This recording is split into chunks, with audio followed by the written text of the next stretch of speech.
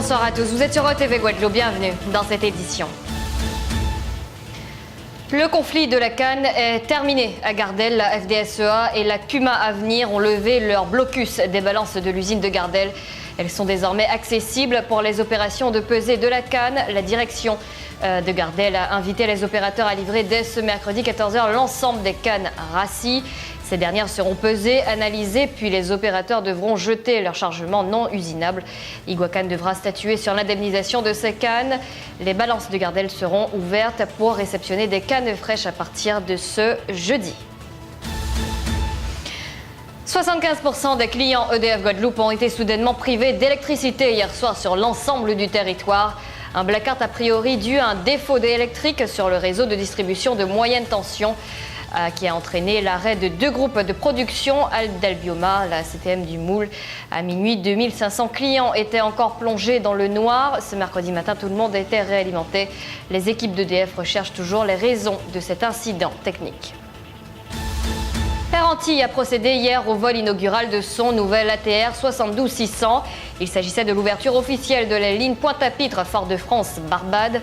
Pour rappel, ce nouvel ATR présente une capacité de 68 à 78 sièges, soit 24 de plus que les 4 ATR 42 actuellement en opération. Air Antilles souhaite ainsi s'ouvrir sur le marché caribéen, se positionner en tant que compagnie low cost et entretenir les relations et partenariats avec d'autres compagnies. Reportage et interview avec Daniel Héraville pour OTV Guadeloupe.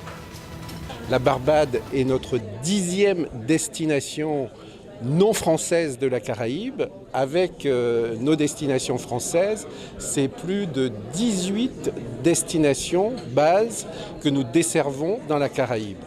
450 000 passagers transportés, 18 destinations dans la Caraïbe. Air Antilles est indiscutablement aujourd'hui la première compagnie régionale française de la Caraïbe et nous avons l'intention de renforcer ce positionnement et de continuer notre pénétration sur le marché. C'est ce que nous avons fait sur Sainte-Lucie qui est aujourd'hui une réussite puisque nous sommes le premier transporteur sur Sainte-Lucie à partir de Fort-de-France. C'est ce que nous avons fait sur San-Juan, c'est ce que nous avons fait sur Saint-Domingue et que nous essayons de faire aujourd'hui sur la Barbade. Nous commençons, comme nous l'avons fait sur Sainte-Lucie, avec 3 vols par semaine, mais très rapidement, nous sommes presque certains qu'on passera en vol quotidien, comme nous l'avons fait sur toutes les autres destinations de la Caraïbe, Saint-Domingue, San-Juan, Sainte-Lucie, qui sont aujourd'hui des destinations que nous desservons en quotidien. Nous avons des prix d'appel qui sont très intéressants, puisque je crois que ça commence à 79 € l'année simple.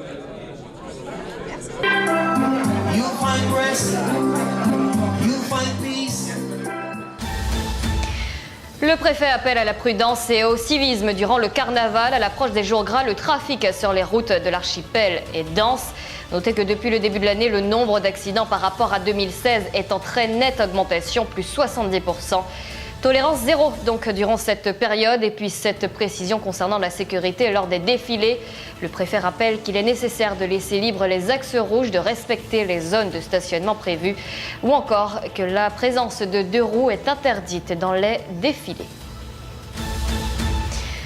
La bouteille de rhum la plus chère du monde, une pièce unique de 100 000 € avec son bouchon en or et diamant représentant la célèbre maison de l'habitation Clément, a été achetée par un grand collectionneur italien. Les 8 autres répliques en bronze, vendues à 19 000 € l'unité, ont également trouvé preneur. Une partie des bénéfices de la vente des bouteilles de luxe réalisées par les rhums Clément et la maison Tournaire a été reversée à l'Association pour l'information et la prévention de la drépanocytose.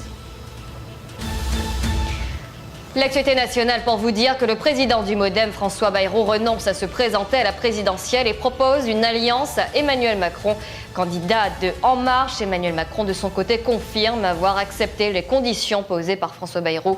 Une rencontre entre les 2 hommes politiques est prévue demain. C'est une profession à présent reconnue et qui détient son propre code de déontologie. Le métier d'infirmier est désormais clairement avéré et établi avec ses propres règles d'exercice professionnel.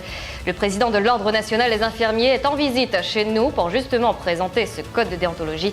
Bonsoir Didier Borniche. Bonsoir. Un premier code de déontologie de la profession pour les infirmiers, c'était attendu et c'était clairement important. C'était attendu depuis plusieurs années, puisque dans la loi qui a porté création de l'ordre infirmier, il était prévu, comme pour tous les ordres, que nous ayons notre propre code de déontologie, qui a tardé à arriver, mais qui est arrivé en novembre dernier et qui précise un certain nombre de points dans le fonctionnement de notre profession. Qu'est-ce qu'on y trouve justement ? On y trouve des choses très différentes. On y trouve d'abord beaucoup de points qui ont un rapport avec les patients. Le code de déontologie, il est d'abord fait pour les patients. Le code de déontologie, il est aussi là pour se substituer à des règles professionnelles qui existaient depuis 1993 et qui dataient et qu'il fallait absolument mettre à jour, qui ne comportait à cette époque-là que 40 articles. Et aujourd'hui, 92 articles sont dans le code de déontologie, avec aussi des points qui concernent les rapports entre les professionnels, les rapports entre les professionnels et les patients, les rapports entre les professionnels libéraux et la population. Voilà des points qui nous intéressent aujourd'hui et qui font de ce code de déontologie un moment très important dans l'histoire de notre profession, parce qu'il a été écrit par la profession et pour la profession, sans pour autant être corporatiste, puisque je viens de vous dire que c'était le patient qui était au cœur de nos préoccupations. Donc ce code, j'allais dire, affirme, une certaine majorité de notre profession, une certaine autonomie aussi de notre profession. Est-ce qu'aujourd'hui, ça veut dire que c'est un combat, je dirais, réussi, en tout cas, petite victoire? C'est pas un combat, c'est un code comme d'autres professions en ont un. Il nous manquait et il permet... Cette reconnaissance, en tout cas. Voilà, il permet de reconnaître cette profession qui, je le rappelle, est la première profession de santé en France, avec environ 600 000 professionnels. On va en venir à l'Ordre national des infirmiers. À quoi sert-il, justement ? Alors, l'Ordre national des infirmiers, il a des activités multiples et variées. Il est né d'une loi qui a été promulguée en 2006. Il a fallu quelques années pour qu'il s'installe dans le paysage. Et aujourd'hui, il a différentes missions au niveau départemental, régional ou national. Il a des missions au niveau départemental en inscrivant les professionnels au tableau. Un exemple de ces missions-là ? Vérification des diplômes et vérification de la moralité, c'est ce qui permet l'exercice aujourd'hui de la profession. Vous ne pouvez pas exercer cette profession simplement parce que vous avez le diplôme, mais parce que vous avez la moralité qui va avec. Donc c'est une mission. En termes de moralité, on y trouve quoi, par exemple ? On a un accord. La moralité, elle est très simple. Elle se traduit par l'extrait de casier judiciaire qui ne doit pas comporter certaines mentions incompatibles avec l'exercice de l'art infirmier. Ça ne veut pas dire que si vous avez un casier judiciaire qui n'est pas vierge, vous ne pouvez pas exercer ce métier si vous avez, par exemple, été condamné pour un excès de vitesse. Donc, il faut bien comprendre que les personnes qui sont interdites d'exercer aujourd'hui le sont par rapport à des condamnations graves et qui rendent incompatible avec l'exercice de la profession, comme il est arrivé parfois d'avoir des personnes qui avaient violé des patients vulnérables ou des personnes qui avaient violenté des patients, par exemple. Et donc là, voilà une mission extrêmement importante. Il y a une autre mission à l'échelon régional qui est la discipline à l'intérieur de la profession. La discipline à la suite de plaintes que des patients ont déposées contre les professionnels ou à la suite de plaintes que des professionnels ont déposées contre un autre professionnel. Cette chambre disciplinaire qui aujourd'hui est présidée par un magistrat qui se trouve à Basse-Terre pour la Guadeloupe et pour les Antilles et Guyane, puisque nous sommes sur une chambre disciplinaire interdépartementale, eh bien, elle a à connaître des problèmes juridictionnels et rend la justice par et pour les professionnels. On va en venir en tout cas au métier. C'est un métier qui est de plus en plus difficile. Les infirmiers le disent. Ils disent parfois que la profession va certainement disparaître. Ils ont peur d'être remplacés par les machines, par exemple. Est-ce que vous partagez en tout cas cet avis-là ? Non, je pense que les robots dans notre profession, je le souhaite pour nous tous, ne sont pas là pour pallier l'humain, même si dans certains nombres de cas, ça va se produire. Mais non, nous n'avons pas peur de l'avenir. Ce dont nous avons peur aujourd'hui, c'est les conditions dans lesquelles nous exerçons notre métier. Justement, là, il y a une mobilisation l'an dernier, en novembre dernier, qui a eu lieu. Mobilisation qui s'est suivie aussi chez nous. Ils réclament plus de moyens, aussi de l'organisation de revoir l'organisation en tout cas de l'hospitalisation à domicile ou encore la formation pour les étudiants.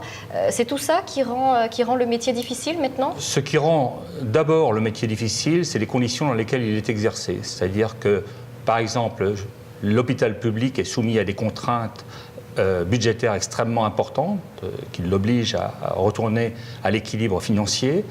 Et le personnel... oui, mais qui se répercute forcément sur le personnel, justement. Absolument, absolument. Et donc, on nous demande d'être toujours plus disponible, de mettre en œuvre de nouvelles techniques avec des moyens qui ne suivent pas. Et il y a des phénomènes de burn-out qui se produisent. Malheureusement, notre profession a eu à déplorer dans les derniers mois 6 suicides qui sont probablement en rapport avec les conditions de travail dans les établissements hospitaliers. Qu'est-ce qu'il faut faire justement pour pallier les problèmes Eh bien, je pense qu'il faut qu'on considère d'abord dans ce pays que la santé ne doit pas être envisagée simplement sous l'aspect des coûts. Et je viens de parler des plans de retour à l'équilibre, donc de l'économie. Il faut qu'on considère que la santé dans ce pays est un investissement et que si on investit dans la santé de nos concitoyens, on va avoir un retour sur investissement important puisque des gens qui sont en bonne santé, ce sont des gens qui vont pouvoir travailler, ce sont des gens qui vont pouvoir consommer, ce sont des gens qui vont être en bonne santé et qui vont moins coûter.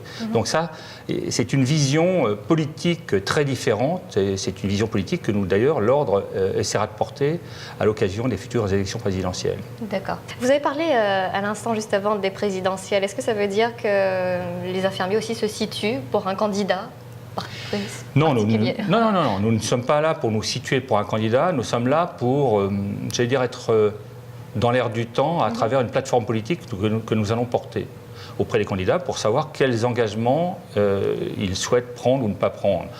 La santé est aujourd'hui une des principales préoccupations des Français. Il paraît important que les candidats répondent à un certain nombre de questions et ce que l'on souhaiterait pour une fois, c'est que les engagements qui seront pris soient tenus. Donc on va leur poser un certain nombre de questions et à la suite de ça, ils ne manqueront pas de nous revoir, enfin en tout cas l'heureux élu ne manquera pas de nous revoir pour qu'on lui rappelle les engagements qu'il a pris avec nous. Une réunion publique ce soir pour en parler ? C'est nécessaire, là aussi. Bien sûr. Pour parler en tout cas de plusieurs... Pour parler des sujets d'actualité, avec nos collègues libéraux qui ont des contraintes qui sont aussi un peu différentes, parce que nos collègues libéraux apportent un concours extrêmement important aujourd'hui à la prise en charge de nos concitoyens dans le cadre de ce qu'on appelle le virage ambulatoire. On veut soigner les gens davantage chez eux et moins à l'hôpital. Nous avons la chance dans notre pays d'avoir plus de 100 000 infirmiers libéraux. Eh bien, utilisons-les davantage pour qu'ils puissent exercer leur art et permettre à nos concitoyens d'être mieux pris en charge. Donc ce soir, on évoquera avec eux les sujets qui les préoccupent, mais on évoquera avec eux le code de déontologie, puisqu'il faut que cette profession se l'approprie, tant en milieu libéral qu'en milieu hospitalier, puisque ce matin, nous étions par exemple au CHU pour en discuter avec les étudiants et les professionnels de l'établissement. Vous avez aussi rencontré les élus, l'ARS notamment. Est-ce que c'était, je dirais, une rencontre nécessaire, pareil ? Alors, nous avons rencontré l'ARS hier à l'occasion de mon déplacement en Martinique.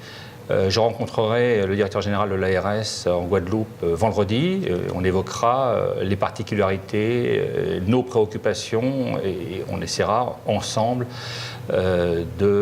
d'envisager l'avenir qui parfois est compliqué. Merci infiniment Didier Borniche d'avoir répondu à nos questions. Je vous en prie. Voilà, c'est la fin de cette édition. Merci à vous de l'avoir suivi. Passez une excellente soirée avec les programmes de TV Guadeloupe.